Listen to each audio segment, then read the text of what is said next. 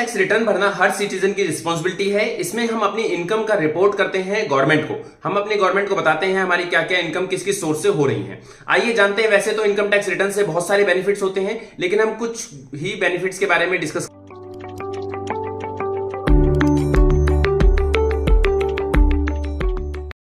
सबसे पहला है लोन अप्रूवल, यानी कि अगर आप लोन कोई भी लेना चाहते हैं तो आपसे इनकम टैक्स रिटर्न की डिटेल मांगी जाती है।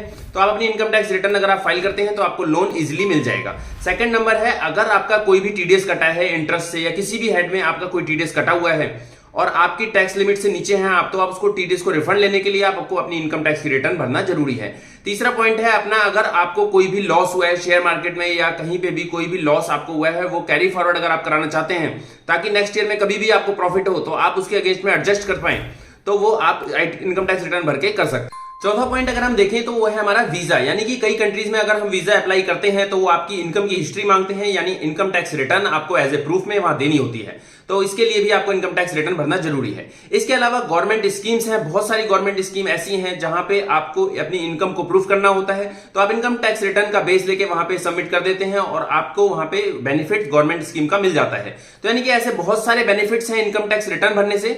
तो मैं तो कहूंगा हर पर्सन को अपनी इनकम टैक्स की रिटर्न भरनी चाहिए, चाहे वो उसकी कम इनकम हो या ज्यादा हो, आपको इनकम टैक्स रिटर्न भरनी चाहिए। और जिसके लिए लास्ट डेट 31 जुलाई 2023 है, तो जल्दी से आप अपनी इनकम टैक्स रिटर्न फाइल कर लें।